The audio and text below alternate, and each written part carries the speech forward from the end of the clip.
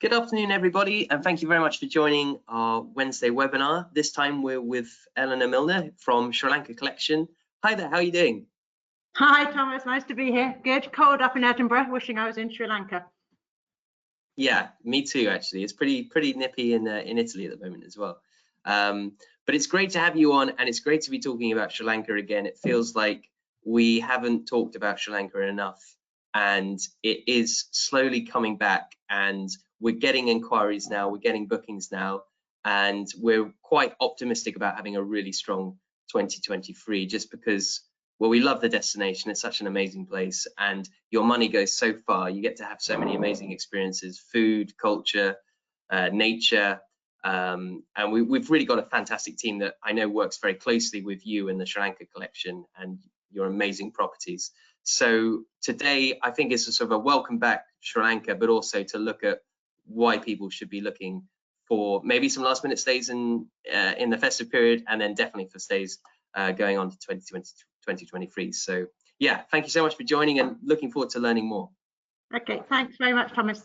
Hi, everybody. Nice to see you. So what I'm going to do today is I'll just quickly start by introducing myself, and then I'm going to actually run you through what I think would be a sort of dream itinerary to Sri Lanka using some of the hotels that I represent. And then maybe at the end we can kind of open it out and answer any questions, and I'll talk to you also along the way about, because I just returned from Sri Lanka very recently, so feel fairly up to date on how things are in Sri Lanka now.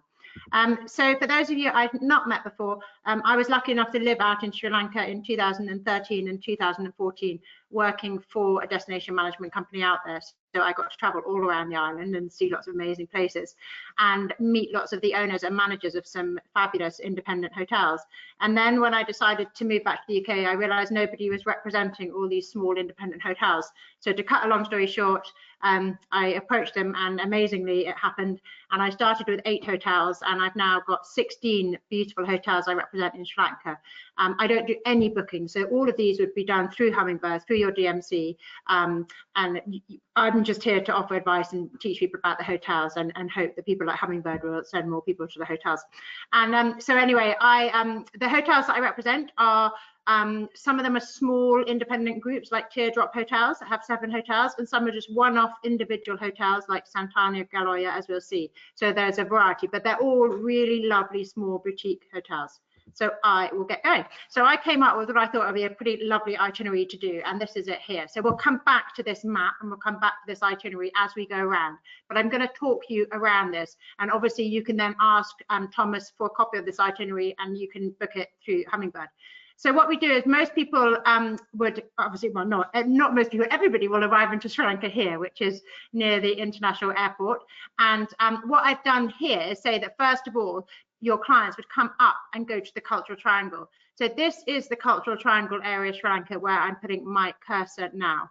Obviously, there is the option to stay here. So if your clients wanted to stay near the airport, they can do that. And I have put that on as a possible addition to the tour at the end. So you could stay one night here. Otherwise, you could do this journey your clients could, which would be about 3.5 hours, and would take them up to the Cultural Triangle. So we're going to start up there in this area here, where you can see on the map. And I suppose it's called the Cultural Triangle because in Sri Lanka, it's got some of the most famous archaeological ruins that you find in the country.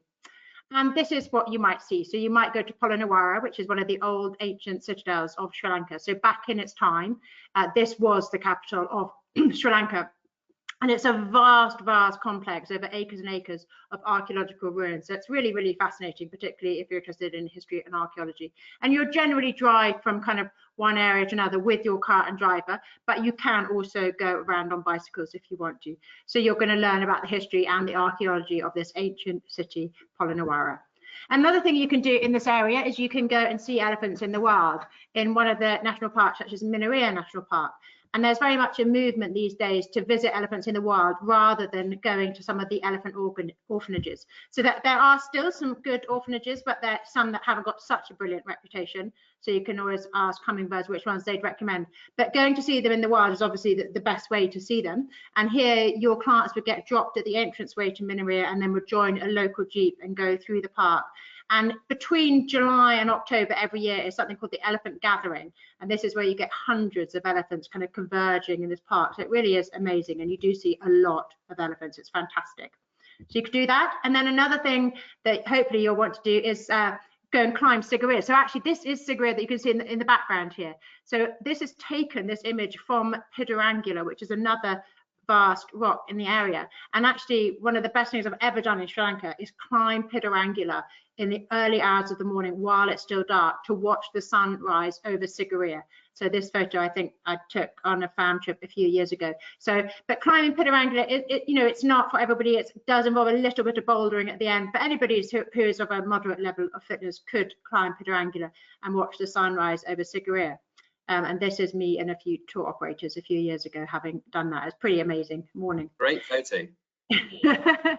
And then this is Sigiriya itself. So in the 5th century AD, King Kasapa built his citadel on top of Sigiriya, the Lion's Rock. And so it's a really fabulous place to climb up. And this is the amazing view that you get from the top. And again, I would say that most people can climb Sigiriya. It's really quite precarious on this kind of metal staircase you see, but I think most people can do it, unless you've got vertigo. That might be a little bit frightening. But it takes probably about an hour from the bottom, but you can just take your time and go up slowly. But it's really amazing to do. And the itinerary that I put up, I'm suggesting that your guests stay at Water Garden Sigiriya, which is one of the top hotels in the Cultural Triangle. And this is just an independent sort of one-off hotel owned by a Sri Lankan family. And it's very much 5-star. It's got 30 suites, very large rooms, and most of them are oriented to looking up towards Sigiriya here. So they've got a fantastic setting. And these are the suites you can see here. It's got very extensive kind of green, lush grounds as well. And then it's got 4 of these duplex suites, which are perfect for families. So they've got a double room and a twin room. And then over here in the background, you can see this is the bar area and the swimming pool there. It's got 1 children's pool and 1 adult pool. This is the pool again. And then this is the bar area that looks directly up towards Sigiriya. And this is a restaurant. And like all of the hotels, boutique hotels in Sri Lanka, you can get both Asian food, Sri Lankan food, and you can get Western foods. And they're generally very, very good at dealing with all the different dietary requirements. And then at Water Garden Sigiriya, you've got the main bedroom, and then you've got a totally separate sitting room. So they really are very large suites, extremely high end. And I just put this couple of last slides on just to show you that during the pandemic, the hotel were amazing at developing all of their excursions. So these can either be booked in advance through Hummingbird, or they can be booked by your clients when they're actually at the hotel. But there's this vast array of excursions that they can do either within the grounds of the hotel, like bird watching and loris spotting, or they can arrange for you to go to the local markets and buy vegetables, etc. So there's all sorts of fantastic things that your clients could do, and they can organize movie nights and stargazing nights and everything. So they have a lot of different excursions. And actually I can give Thomas excursions document for the property if anyone wants to see that. So again, this is just some examples of things you can do from the hotel. So we normally say a minimum of 3 nights in the Cultural Triangle at Water Garden. And then from there on itinerary, you've got your clients coming directly south and then going to Santani, which is the top wellness resort in Sri Lanka. And Santani is about an hour north of Kandy. So this journey is going to take sort of 2.5 hours in a car to get to Santani. So let me just, and then I was just going to say, on the way, what people often do when they're leaving the Cultural Triangle is visit Dambula as they're traveling to Kandy. So Dambula is again an amazing ancient ruin, and it's this cave complex, and you go in through these entrances that you see here, and then you go inside, and there's extraordinary frescoes all over the ceilings and walls, and hundreds of statues of Buddha. So it's a really fascinating place to visit as well. And then you'll carry on in the vehicle, and then you will arrive at amazing Santani. And this is a few images of Santani. So it was built and opened it was opened in 2016, and it was built primarily as a wellness retreat. But what's interesting is about 60% of the clients that go to Santani are just regular touring clients who fancy a few days just treating themselves and enjoying yoga and spa treatments. So they, everybody can stay, apart from children under 12 at Santani. And it really is spectacular. It's very, very stylish, very modern. I mean, not everybody's cup of tea, because it is quite modern and minimalist, but those who love it absolutely fall in love with the property. So this is the dining room. This is the sitting area under the dining room. And this is some of the views you get from the property. And these are the kind of cantilevered rooms that jut out, looking up towards the Knuckle mountain range. And 16 of these rooms have these incredible mountain view rooms. And this is the pool. And again, a few more images here. So you've got obviously the treatment rooms and the sauna, and then these are the bedrooms that you can see there. And then, as well as obviously the treatments that you can do at Santani, it's great for just local excursions. So this was on one of my found trips. Was this in October, I think? Yeah, this was in October. And we went down and walked over this hanging bridge, and we all jumped in. And that's not me, any of those, by the way. And we jumped in the river, but it was absolutely beautiful. So there's loads of things to do around Santani as well. And then the other thing you can do from Santani is visit Kandy. So that's about an hour's drive. And Kandy is the old capital of Sri Lanka. So when the British still ruled Sri Lanka, this was the capital back then. And today it's the second city of Sri Lanka. So it's actually, I know this picture makes it look very idyllic and quiet, but it's actually quite a noisy, busy city. But this is the kind of the central piece, as it were, of the city, which is the Temple of the Tooth. And it's an incredibly famous Buddhist site because it's said that one of Buddha's tooth is in a casket within this temple. So it's really, really important. So it's lovely to walk around the Temple of the Tooth and you see everybody worshipping there. And you might see elephants because they're quite often part of sort of Buddhist ceremonies as well. And then the other thing to do in Kandy is to go to the botanical gardens, and that's amazing. It really is very, very beautiful. And Hummingbird can book this guy who's called Professor Palipana, and he's just absolutely delightful, really, really engaging. And he will tell you little anecdotes about the gardens and identify certain plants and the stories about them. But it's well worth it. For about $25 more, your clients could be taken around by him. And this is just pictures just showing, you know, for Sri Lanka is a particularly family-friendly place, and I just love this shot. This was my daughter and some friends a few years ago, and it just shows you that even the roots of a tree become absolutely extraordinary when you take them out of their normal, you know, home environment and put them in somewhere like the Botanics. I mean, you would just never see anything like this in the UK. So it's a fantastic destination for families. And then this is a couple of pictures of the Kandy Perahera. And this is the main Buddhist festival that happens in Sri Lanka and in Kandy every year in August. And August is a good time to go to Sri Lanka. So if you have got clients going in August, you could consider having them watch the Perahera, which is actually extraordinary with all of these performers and acrobats. And this is all part of this big, big Buddhist ceremony. And then the shopping in Kandy is very good as well. So great place to have a little bit of time and get some souvenirs to take home. And then it's an alternative to Santani. So Santani is one place that your clients can stay, but if your clients prefer something a little bit more colonial, a little bit more traditional, then the Kandy House is a good alternative. Again, like Santani, it doesn't take any children under 12, but this is the Kandy House. Again, this is just north of Kandy, and it's a beautiful old aristocrat's house with 9 bedrooms, part of a small group called the Manor House Concepts Group. So it's a really lovely, lovely hotel. But you can see it's the very antithesis of Santani, which is very modern. This is very much more traditional, but got full of beautiful antiques and fabrics. So 2 very different properties. And then what we're going to do now is we're going to travel from Kandy, which we were just at here, and we're going to go over to Galloya. So this is Galloya National Park here. And in this itinerary, I put your clients for the next 3 nights at Gallo Lodge. And this is another map showing where Galloya National Park is. And this is the road into Galloya, which I think is quite extraordinary. It's actually a very, very good road, considering how into the middle of nowhere your clients will suddenly be venturing. And this is the lovely, lovely place that they can stay there called Galloya Lodge. And again, this is just an independent hotel. It's just not part of any group. And it's really, really well run. And when I took my fan group there in October this year, I think on every feedback form we got, it said one of the highlights of their trip was the stay at Galloya. And as you can see, it's not like uber luxurious, but it's just extremely comfortable, and it's an amazing place to stay in the middle of nowhere. So this is its pool here, and these are the rooms. So there's no air conditioning because you don't need air conditioning. There's a ceiling fan. You can easily fit a family of 4 in one room because you can put children on day beds around the corner here. You've got indoor, outdoor bathrooms, so that's always something to tell your clients about, because I know some people aren't keen on the sort of outdoor bathroom aspect. And then this is the restaurant, and I think the food here is quite extraordinary considering quite how remote you are. It's amazing what they managed to come up with. And just a few more pictures of Galloya Lodge. And really, when your clients are staying, sorry, Thomas. Sorry, I was just going to say, one of our team, Liv, who was in reservations, she's now in the marketing team, but she used to work at Galloya Lodge, and she's very passionate about the property, having worked there. But just the area in general is absolutely stunning.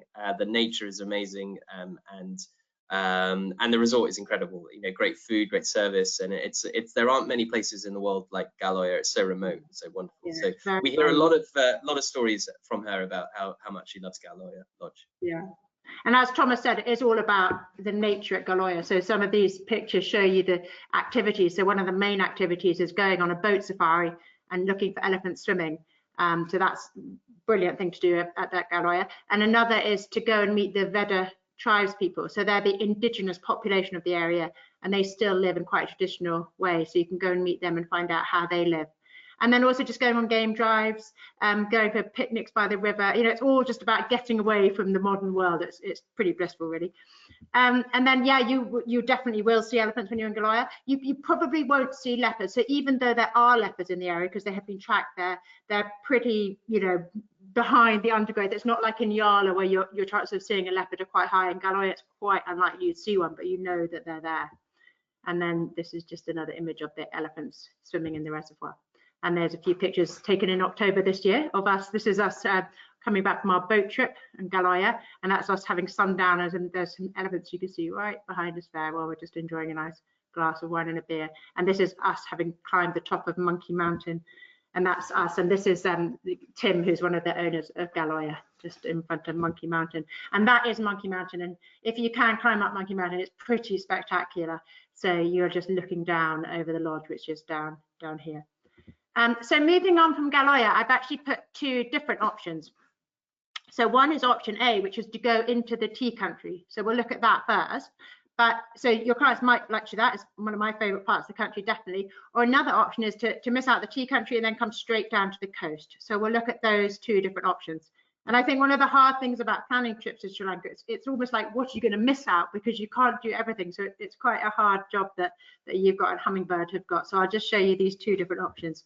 So the first is to go to the hill country, and the hotel that I would suggest there is one called Goatfell, which is part of a small group called Teardrop Hotels. And this is an old tea planter's bungalow located near Elia, which is the sort of, in the heyday of colonial times, that was where the sort of tea planters would congregate. And today it's an incredibly popular hillside town, and you get a lot of Sri Lankans who go on holiday there. So when you go there, it's got a really lovely little atmosphere with people, you know, going around on holiday, but obviously all the people who work on the tea plantations. It's the main town in the hill country. So just showing you a few photos of Goatfell. So this is the pool area, amazing views over the tea plantations. And it's got just 5 rooms, so it's a really, really small hotel and very high level of service. And every evening it gets a bit chillier, so they put the fire on.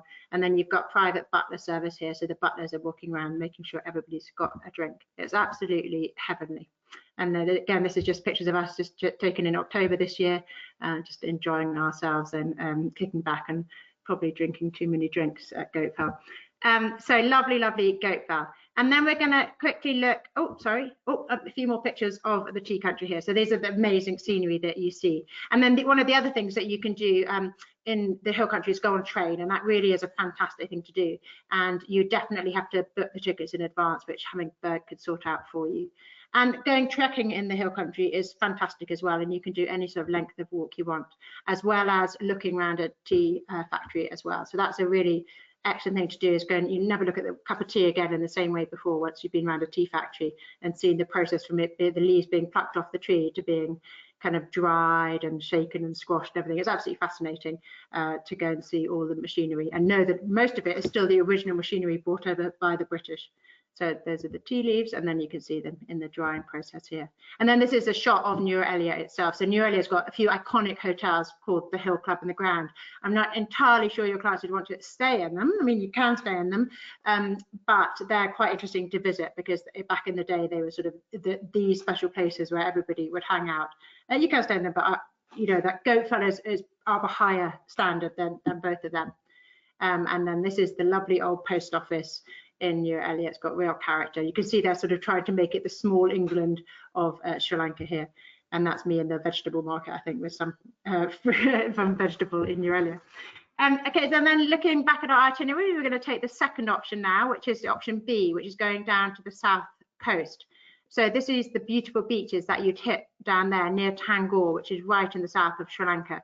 And obviously they're fantastic for tourists to go on, but they've also got everyday life carrying on. So you'll see a lot of the fishermen with their fishing boats.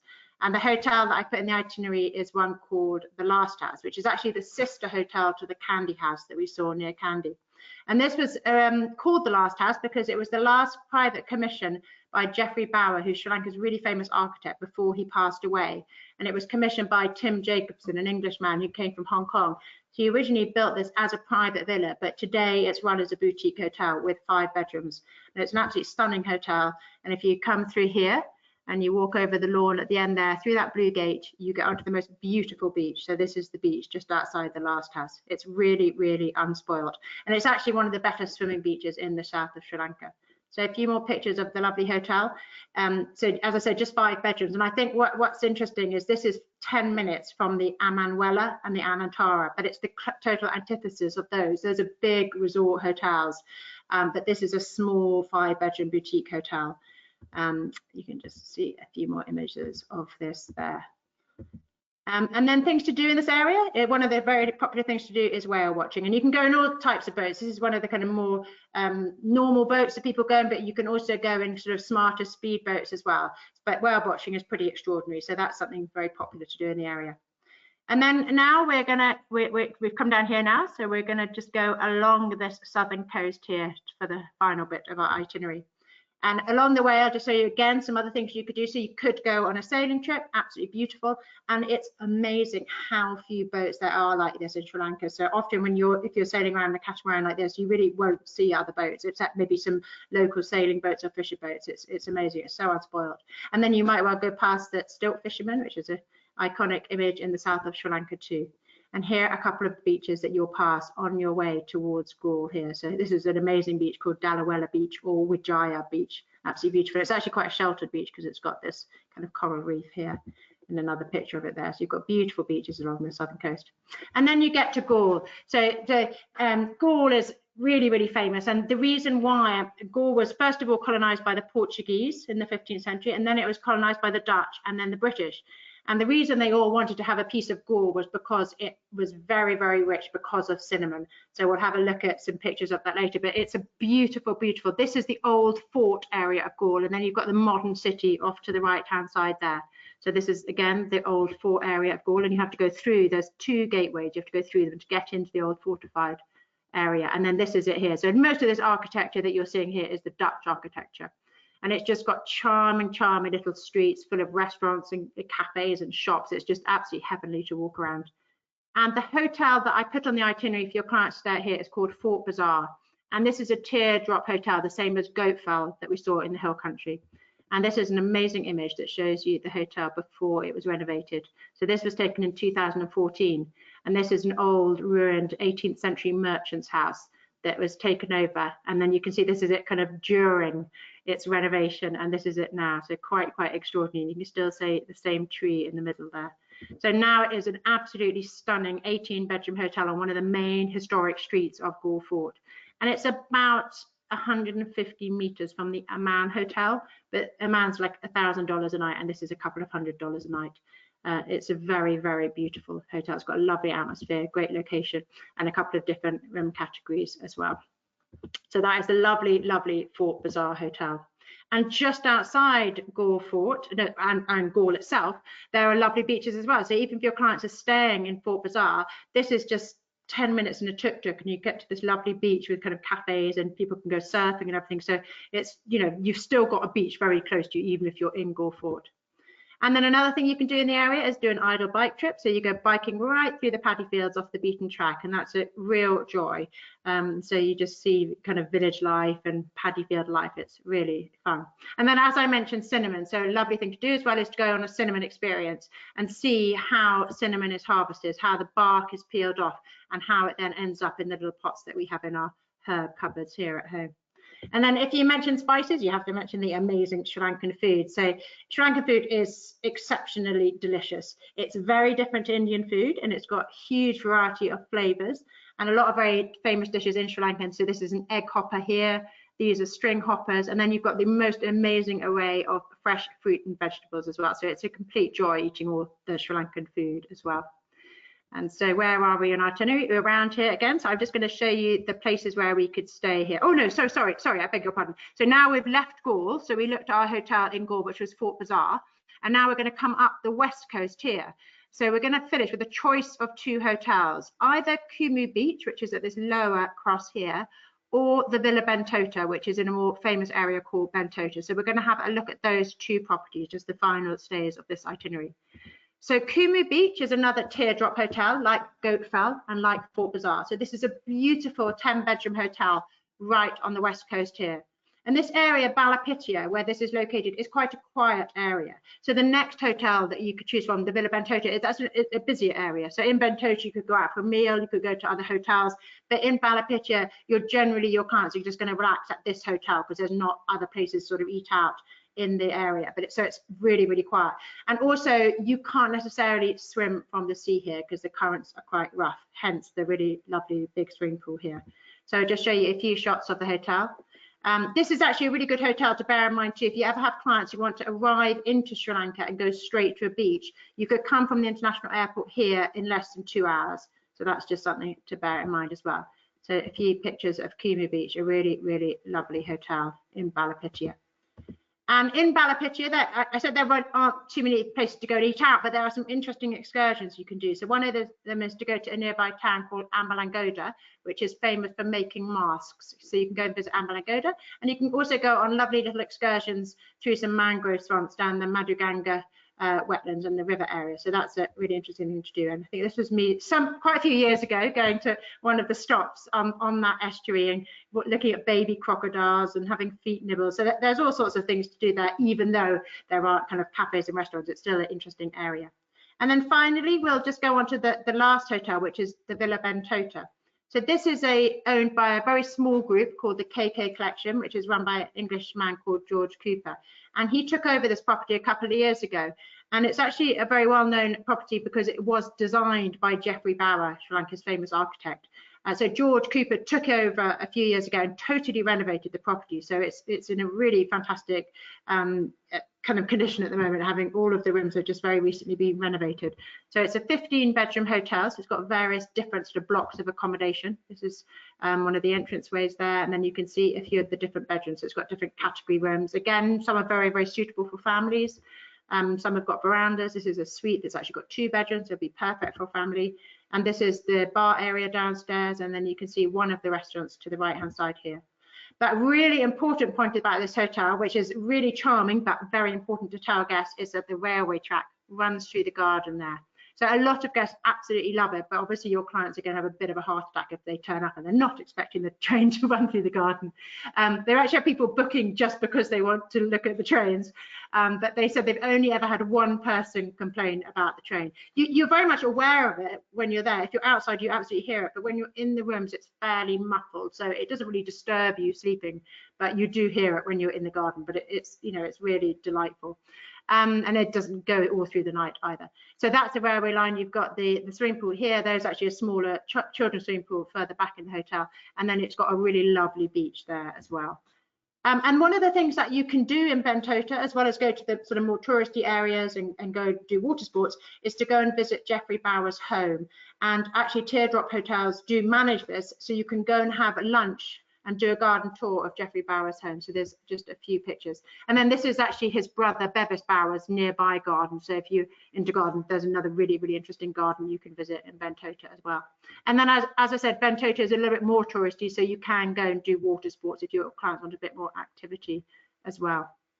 And I think that brings us to the end of our trip, where I'm just going to mention the possible tour extension that I briefly touched on at the beginning, is that if your clients want to come in and not do that 3.5-hour drive up to the Cultural Triangle, they could choose to stay in a hotel called the Wallows, which is another teardrop property just near the international airport, and it's a beautiful old manor house. So Wallows means manor house in Sinhala, and it's got 18 bedrooms, a lush swimming pool, a veranda, that's its restaurant there, and it has a spa and a library, and again, lovely, lovely bedrooms. So that they could stay here for one night before they drive off.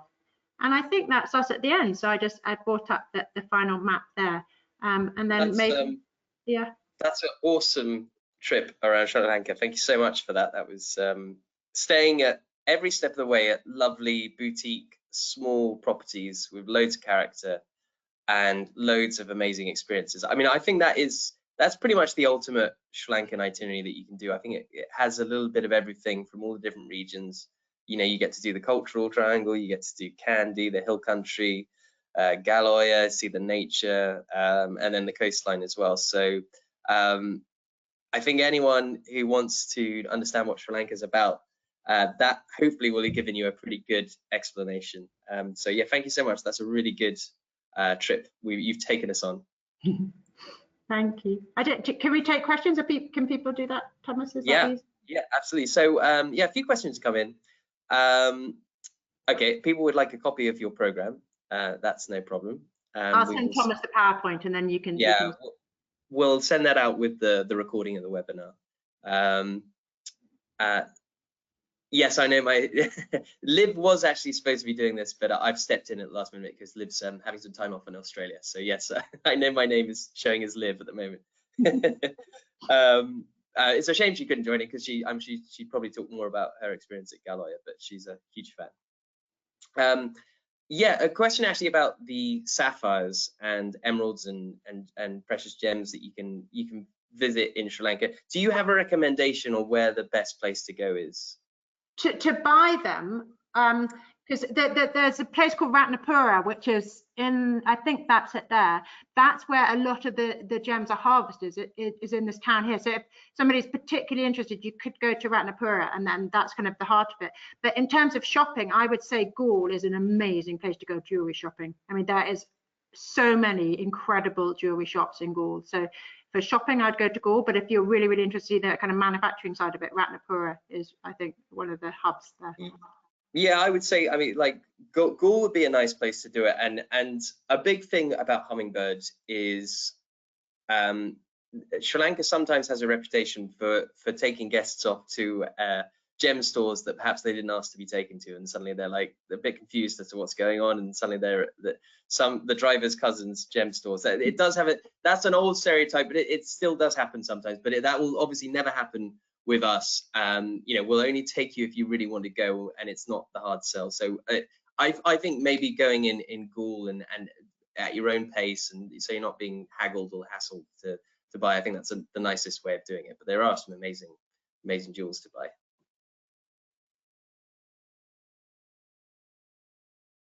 Okay, other questions?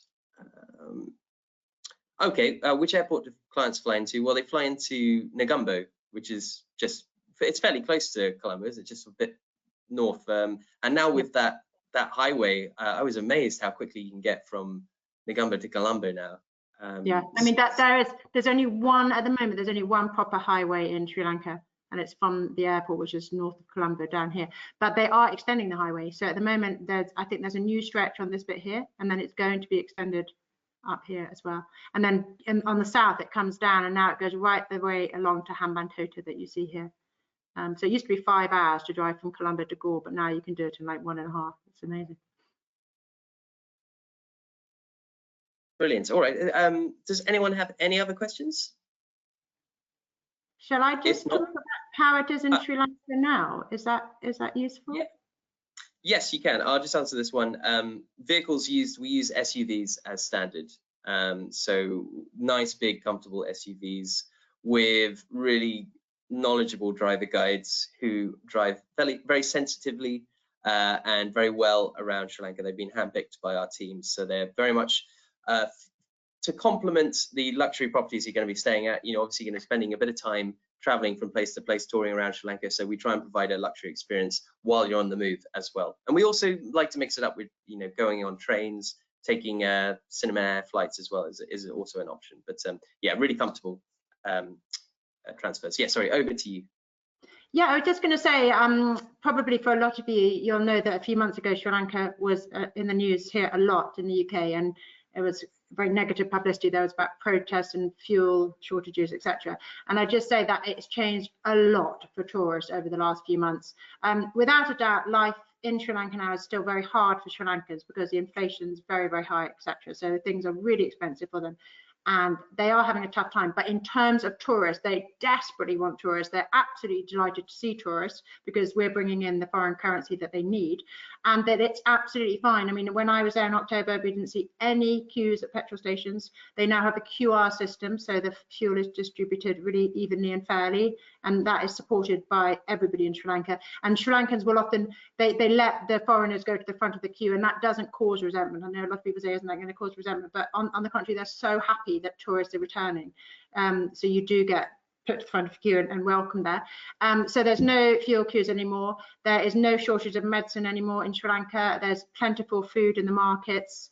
And I would say it's no protests. I mean, politically, it's much more stable than it was a few months ago. I mean, it's still by no means perfect at all, but you certainly are not hearing or seeing any protests at the moment. So in terms of tourism, it's absolutely fine now. And all the feedback I've heard from anybody who's visited since I was there a few weeks ago has been incredibly positive too. So I think the problem is in the UK is we haven't had any positive publicity to kind of counteract that negative publicity we saw a few months ago, because it has changed enormously. And I know there are Telegraph journalists out there now. There's a Sunday Times journalist going out in January, so hopefully there will be some good positive coverage soon as well. Yeah, there's also a MasterCard have started publicising travel to Sri Lanka, so that might change some opinions as well. But yeah, it just needs some needs people to get out there and write up about their amazing experiences. And yeah, the political situation has calmed down.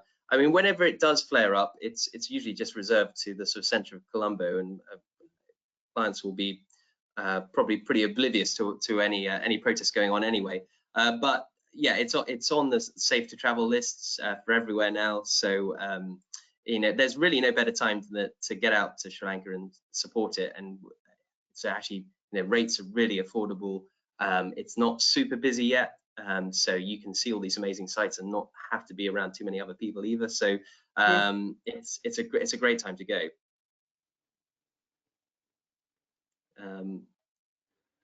Okay, well, I think oh yeah, fam trips, of course. Yeah, always we can always assist with fam trips.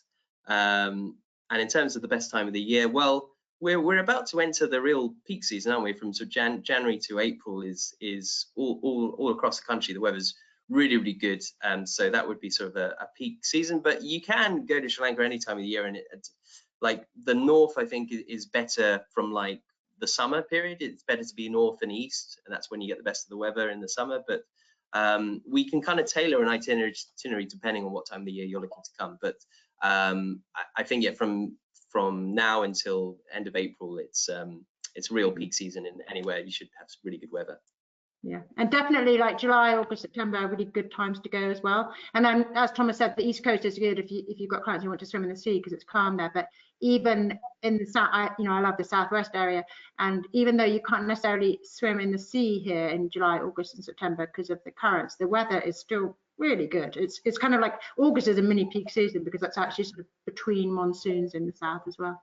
So it's pretty good over most sort of UK school holiday. Yeah, I need to get out there again. Well, thank you so much, everyone. Thank you so much, Eleanor. That was really good. And yeah, we'll send contact details, presentation copy, and the recording in the follow-ups. And yeah, any other questions, you can always contact us as well.